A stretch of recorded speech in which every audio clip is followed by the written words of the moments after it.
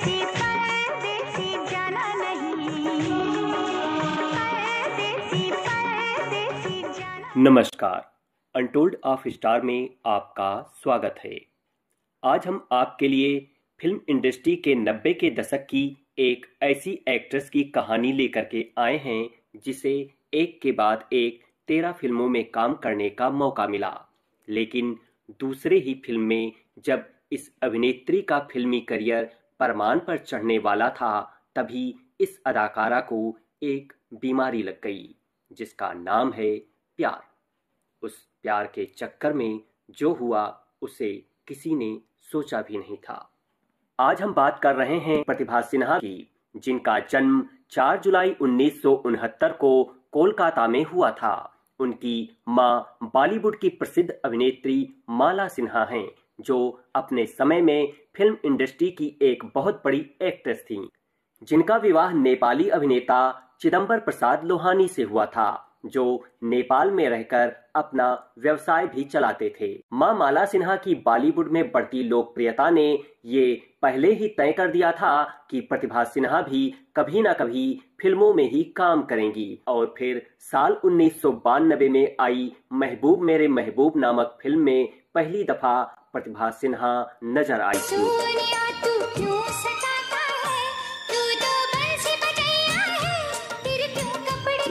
उसी दौर में कुछ और भी बॉलीवुड डाटर्स ने फिल्म इंडस्ट्री में अपना आगाज किया था। वो थीं करिश्मा कपूर, रवीना टंडन और पूजा भट्ट। प्रतिभा की पहली फिल्म महबूब मेरे महबूब फ्लॉप हो गई। प्रतिभा की दूसरी फिल्म थी कल की आवाज। ये फिल्म भी 1992 में ही रिलीज हुई थी। इस फिल्म के म्यूजिक डायरेक्टर नदीम श्रवण थे, और यही वो फिल्म है जिसकी मेकिंग के दौरान नदीम सैफी से प्रतिभा सिन्हा की पहली मुलाकात हुई थी। उस वक्त नदीम और श्रवण फिल्म इंडस्ट्री के दो दिग्गज संगीतकारों में शुमार हो चुके थे। उस समय के गानों में इस जोड़ी का जलवा हुआ करता था। कल की आवाज फिल्म के म्यूजिक सेशन में प्रतिभा सिन्हा भी मौजूद रहती थीं। इस दौरान नदीम संग प्रतिभा सिन्हा की नजदीकियां बढ़ने लगीं, और फिर प्रतिभा को प्यार का बुखार ऐसा चढ़ा कि उनका ध्यान अपने करियर से ही हट गया। उन्हें इस बात की भी कोई परवाह नहीं थी कि नदीम सैफी पहले से ही शादीशुदा है। माला सिन्हा को जब उनकी बेटी प्रतिभा सिन्हा की इस बढ़ती नजदीकियों का पता चला तो उन्हें प्रतिभा पर बहुत गुस्सा आया। माला सिन्हा इस बात को बर्दाश्त नहीं कर पा रही थीं कि उनकी बेटी अपनी करियर को छोड़कर इश्कबाजी पर ध्यान लगा रही है, और वो भी एक मैरिड मैन के साथ। माला सिन्हा ने बेटी प्रतिभा सिन्हा को कई दफा चेतावनी दी कि वो नदीम से दूर रहे, मगर प्रतिभा पर मां की चेतावनियों का कोई असर नहीं हुआ। और फिर एक ऐसा दौर आया जब प्रतिभा सिन्हा अपना घर छोड़कर नदीम सैफी के साथ कहीं चली गई और कई दिनों तक नहीं लौटी। बेटी के यूं गायब हो जाने से माला सिन्हा परेशान हो गईं, और आखिरकार उन्हें उस दौर के एक बहुत बड़े पॉलिटिशियन बाला साहब ठाकरे के पास मदद की गुहार के लिए जाना पड़ा। बाला साहब ठाकरे जी ने माला सिन्हा को निराश नहीं किया, और कुछ ही दिनों बाद उन्होंने प्रतिभा सिन्हा को ढूंढ निकाला और उनकी मां के पास ले आए। बेटी के वापस आने के बाद माला सिन्हा उसे साथ लेकर चेन्नई शिफ्ट हो गईं, मगर बेटी प्रतिभा का दिल अब भी मुंबई में ही था। चेन्नई जाकर भी प्रतिभा सिन्हा नदीम से बात करने की हर कोशिश करती रहती थी। हालांकि उनकी मां माला सिन्हा उस पर पूरी नजर रखती थीं, लेकिन माला सिन्हा को धोखा देने के लिए प्रतिभा और नदीम सैफी ने तय किया कि वे दोनों कोड वर्ड्स में एक दूसरे को संदेश देंगे और बात करेंगे। दोनों ने अपने कोड नेम रखे। प्रतिभा का कोड नेम था एम्बेसडर और नदीम का कोड नेम था एस। कुछ दिनों तक दोनों इसी नाम से एक दूसरे को मैसेज भिजवाते रहे। एक दिन प्रतिभा की मुलाकात एक पत्रकार से हुई। उस महिला पत्रकार को प्रतिभा का इंटरव्यू लेना था। बातों ही बातों में उस पत्रकार ने नदीम का कोड वर्ड एस बोल दिया। प्रतिभा को लगा कि इस जर्नलिस्ट को नदीम ने उनके पास भेजा है। प्रतिभा ने बिना सोचे समझे उस जर्नलिस्ट से कह दिया कि मैं नदीम से बहुत प्यार करती हूँ और नदीम से शादी करने वाली हूँ। उस पत्रकार ने प्रतिभा का ये बयान अखबार में छाप दिया, जो उनकी मां माला सिन्हा तक भी पहुंचा। माला सिन्हा ने जब वो इंटरव्यू पढ़ा तब उस पत्रकार को बुला करके बहुत क्लास लगाई, फिर अपनी बेटी प्रतिभा को भी जबरदस्त डांट लगाई। इसके बाद माला सिन्हा प्रतिभा को लेकर मुंबई वापस आईं। इधर नदीम सैफी अपनी पहली पत्नी को तलाक देने की तैयारी कर रहा था, क्योंकि वो अब प्रतिभा के साथ शादी करना चाहता था। मगर उसे नहीं पता था कि माला सिन्हा इस दफा पूरी तैयारी के साथ मुंबई लौटी हैं। मुंबई लौटने के बाद माला सिन्हा ने एक प्रेस कॉन्फ्रेंस बुलाई। प्रतिभा सिन्हा ने उस प्रेस कॉन्फ्रेंस में नदीम पर आरोप लगाया कि नदीम ने उन्हें किडनैप किया व उनके साथ गलत व्यवहार किया। माला सिन्हा ने भी नदीम को प्रेस कॉन्फ्रेंस में खूब कोसा।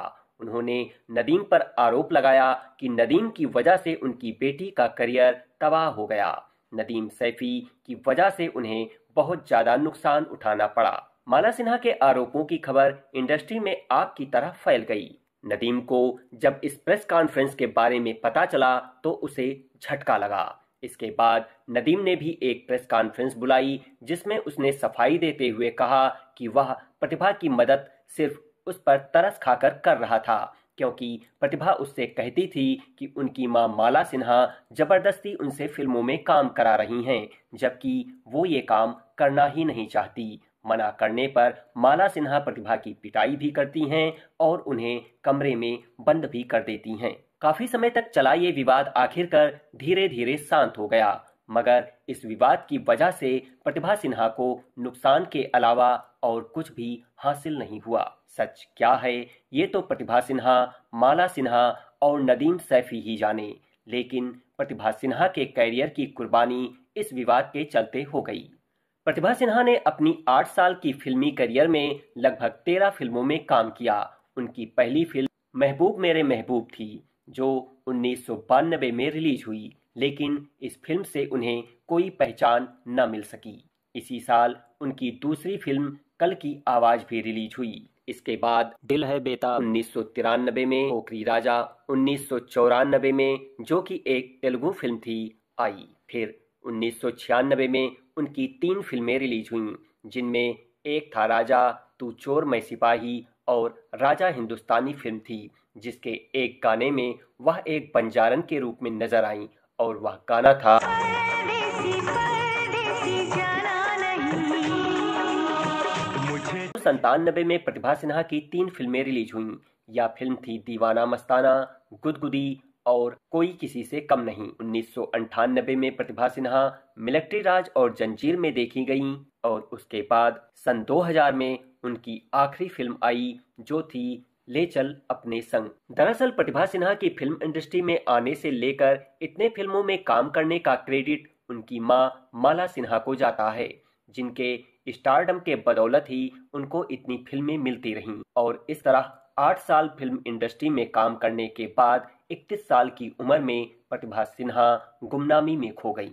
हालांकि प्रतिभा सिन्हा का फिल्मी करियर डूबने का सबसे बड़ा कारण उनका नदीम सैफी से प्यार करना माना जाता है, क्योंकि इसी दौरान नदीम सैफी पर टी सीरीज के मालिक गुलशन कुमार, जिनकी हत्या 12 अगस्त 1997 को कर दी गई थी, के षड्यंत्र में शामिल होने का आरोप लगा, जिसमें पकड़े जाने के डर से नदीम सैफी इंग्लैंड भाग गया। हालांकि 2002 में भारतीय कोर्ट ने नदीम सैफी के खिलाफ पर्याप्त सबूत न मिलने के कारण इसे इस आरोप से बरी कर दिया, लेकिन गिरफ्तारी का वारंट वापस नहीं लिया, जिस कारण से नदीम सैफी तभी से भारत वापस नहीं आया। और क्योंकि प्रतिभा सिन्हा की नदीम सैफी से नजदीकियां थीं, इसीलिए फिल्म इंडस्ट्री में इन्हें काम मिलना बंद हो गया। इस तरह से प्रतिभा सिन्हा को न तो अपना प्यार हासिल हो सका और न ही फिल्म इंडस्ट्री में वह मकाम जो उन्हें बुलंदियों पर पहुंचा सकता था। आज प्रतिभा सिन्हा की उम्र लगभग 55 साल हो गई है। वह अभी भी मुंबई के बांद्रा में अपनी मां माला सिन्हा के साथ बॉलीवुड से दूर एक गुमनामी का जीवन जी रही हैं। तो आज के अनटोल्ड ऑफ स्टार्स की कहानी में बस इतना ही। उम्मीद करता हूं कि आपको यह वीडियो जरूर अच्छी लगी होगी। अगर हाँ तो इसे लाइक करें और अधिक से अधिक लोगों को शेयर करें। कमेंट में यह भी बताएं कि आपने प्रतिभा सिन्हा की कौन कौन सी फिल्में देखी हैं। चैनल पर नए हैं तो इसे सब्सक्राइब जरूर करें। शीघ्र मिलेंगे एक नई वीडियो में एक नए कलाकार की कहानी के साथ। तब तक मैं विवेक कुमार श्रीवास्तव आपसे विदा चाहूंगा। धन्यवाद।